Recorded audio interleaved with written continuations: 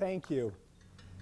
It's really a pleasure to be here and to follow two unbelievable speakers and to share with you what I hope will convince you that all of us can seek meaning in our lives and consciously determine that path. Not all of us have to suffer through childhood cancer, through homelessness, and fortunately we won't. But there's a tremendous opportunity for us if we can think about our future. And I think there are 3 steps that I think are really critical in making sure that as we move forward, wherever we are in life, that we're making conscious decisions that get us to where we want to go. Selfishly, maybe, but with a view to what will make us happy and make us have meaning in the world around us. And those 3 things, I think, are to know ourselves, truly know ourselves, to address unresolved ambitions in our lives, and to sharpen that vision into clear focus as we move forward. So I have a cool job, I think. I work in the Department of Global Health in a university. I travel around the world. I've been this year, I've already been in Kenya, Ethiopia, Nepal. Tomorrow I'll go to Dubai. I see communities all over the world. I work with women and children in communities to better their health. I work with governments to understand how to improve health services. And I work with private foundations such as those here in Seattle to help figure out the best way that we can improve the lives of millions of people. These are the things that drive me every day. These are the Millennium Development Goals. And these are the things that every night when I go to bed, as I'm surrounded by a wonderful family that I have, that I can say my life has meaning. I'm working towards the fulfillment of some of these goals.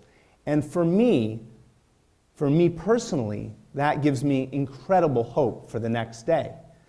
And a lot of people, the reason that this talk came about is a lot of people come up to me and say, how can we create a career like yours? How can we go into global health and become a health professional such as you? And I think as I think about that answer, the answer is that each of us has to find what's right for us. And this is not the path for everyone. We all have our own path. So the first thing that strikes me when I talk to students in the university and others is that the world we live in is tremendously different than it was 40 years ago or 30 years ago. People today are much more interconnected. They share community with people at the click of a button and a moment's notice all over the world. Yet, how much time does that leave each of us for self-reflection? Are we suffering from our ability to know ourselves because of this incredible interconnectedness? So when I was 15, I had an opportunity. This was before internet was really available anyway, but I had an incredible opportunity to get to know myself. I was 15 years old, and there was a gentleman, he was a master's student, doing a master's thesis on vision quest experiences, which many Native American groups, in particular here in the Pacific Northwest, use to help young men and women figure out who they are.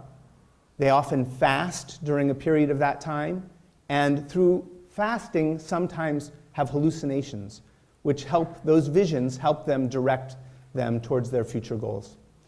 So I was 15 and I was living in Ohio actually, and this student approached me and asked if I would be interested in participating in a vision quest. He was going to be doing some questions afterwards as part of his master's thesis.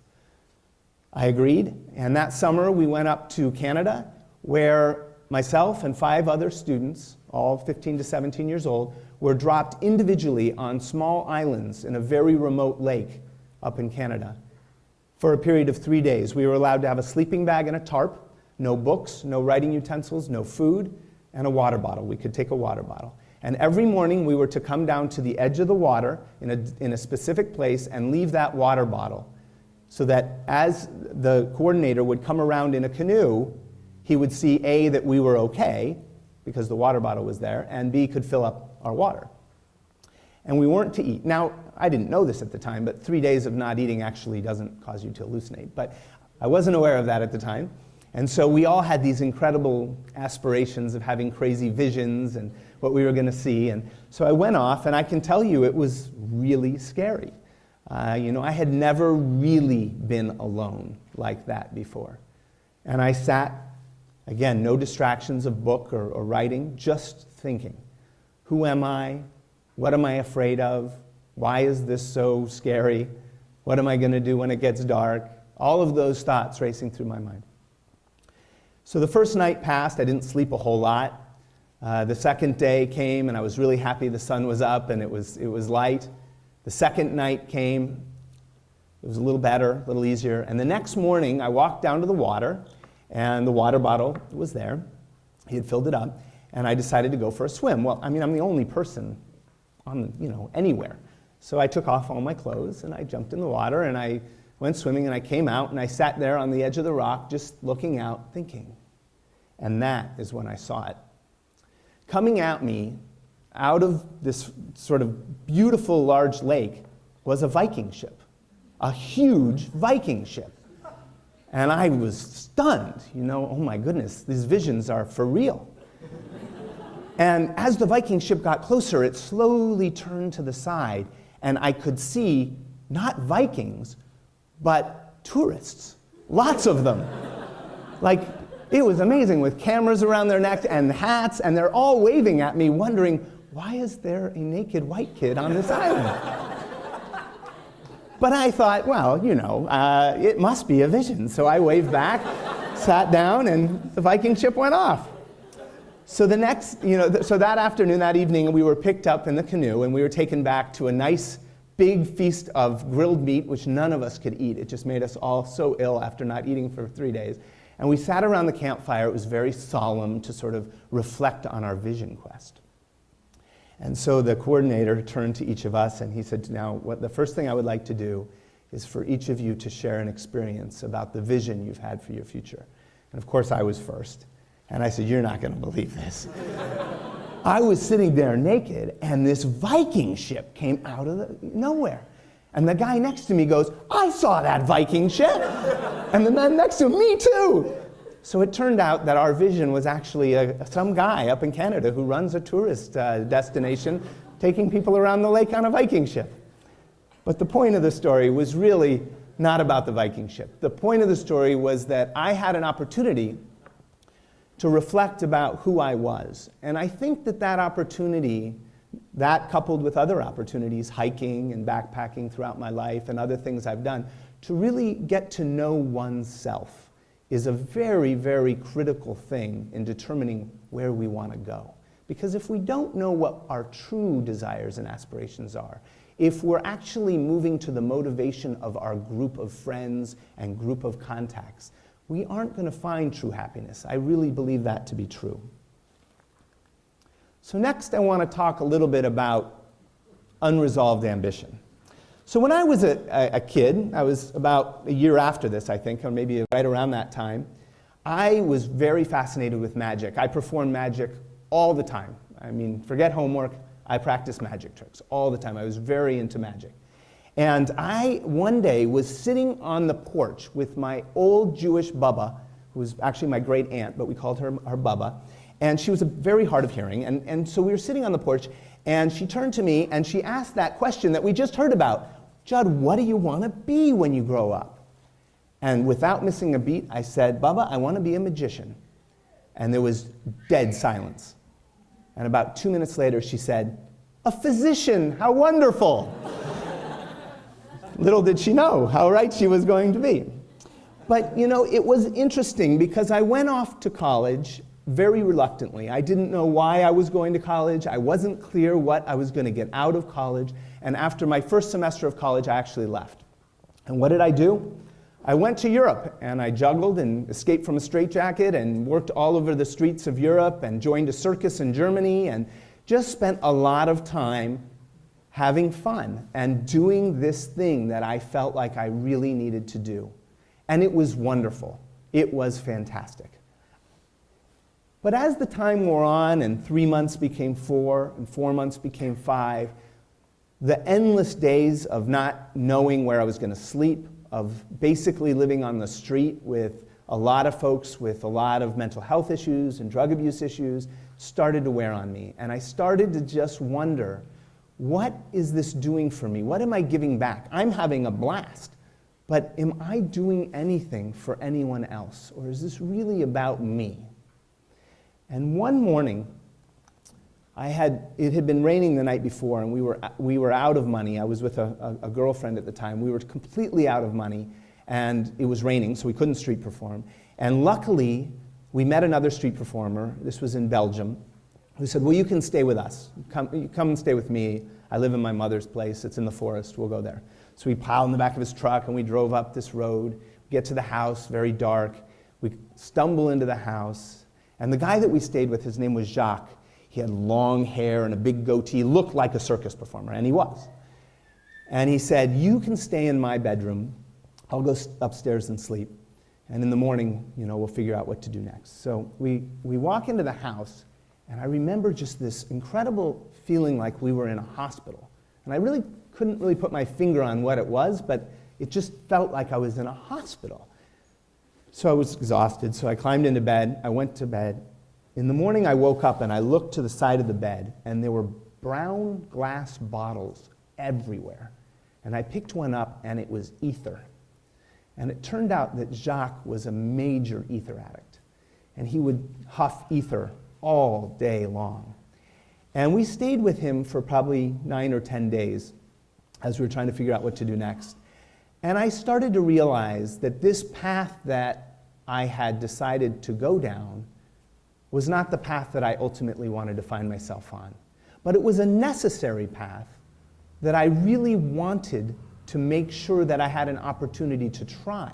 And I think even to this day, if I had not done that, I would not be happy with the fact of where I am. Because it was an ambition I had to be a performer that I needed to try. I needed to make sure I resolved that ambition. And it allowed me to be free to go on and pursue my real desires. Finally, I want to tell you what I did next. So I returned to college. I had a new motivation in life, but no focus. I knew that really what I needed to do did not just involve making me happy, but I needed to do something that had meaning for others and for community. And I started to look around, and I majored in cultural anthropology of the Himalayas, and when I found that both of the jobs available were taken, I decided I better find something else to do. And so I went off to Nepal. I was very lucky to have a professor who helped coordinate at Pitzer College an experience to go to Nepal and live for a short period of time, 6 months, in communities and work with communities to understand the needs of communities. And I went off to Nepal for 6 months. I then later returned and stayed for another almost 2.5 years and have continued to go back since then. But that was an amazing, eye-opening experience. So I want to just point out one thing about that experience. There were so many stories. But one day I was sitting with an old man, and we were in a village 5 days' walk from the nearest road. And many people in that village, this is that village in fact, had never been to the city. They'd never seen a bus or a bike or a car or an electric light bulb or anything. But this old man was really proud of the fact that he had been to the city and he had ridden a bus. And he was telling me about how when he went to the city, the bus was so packed that he got to sit on top of the bus with the goats and the chickens, and it would careen down the mountain roads, and how wonderful, thrilling it was, and it was exciting. And I think he was sort of telling me, but really telling it for the benefit of the other children who were listening in. And as we're talking, this airplane flew overhead like a jet. And he looked up and he said, "Judd, is that how you get to America, on an airplane like that?" And I said, "Yeah, that's exactly how you get to it." And he said, "Wow, how long does it take?" And I said, "Well, it's long. It can take about 24 hours. And he said, "Wow, do they let you ride on top?" And I thought that was a great story. But the thing that it really did for me, too, was it made me realize that if we're going to address people's issues around the world, we have to understand one another. And as much as he didn't understand how flying on a plane was important, you should have seen me trying to herd sheep, and he'd ask me where a sheep went. They all looked the same to me. I mean, we all have our challenges, and we had to figure out how to work together and how to communicate together in order to make a difference together. And that really has sat with me and really driven my life. And it was only a couple days later where a friend ran down into the village and said, "Judd, you've got to help us. my wife has been gored by a yak, and she's 8 months pregnant. And they were 2 days away up in the village. And it was literally during those moments of crisis, running to this village 2 days away, with everyone looking to me that I was going to have something to give. I had finished a degree in cultural anthropology. I mean, what was I going to do? And this terrible feeling of paralysis, of what do they expect that I'll do? When I realized, you know what I'm going to do? I'm going to go back to medical school. I'm going to become a doctor. I'm going to get those skills so that I can make a difference. This is my calling. I sharpened my focus through that experience to understand how I would achieve meaning in this world. And it was through that experience that we arrived at the house. She had been gored through the leg pretty badly. She still got up and made me tea. But we did have to get her down to the hospital in the city. She had to get surgery done. The baby was delivered and is now a healthy, I'm sure, 20-something-year-old, oh my goodness. And everybody turned out okay. But it was that feeling of panic and realizing that focus in that moment that really drove me to where I am today. So I'm going to just finish with reminding what I've learned in my pursuit of meaning in my life, and where I think all of us can find meaning in trying to figure out where that path is. Knowing yourself, figuring out what your unresolved ambitions are and resolving those, and helping to sharpen that vision. Thank you all very much.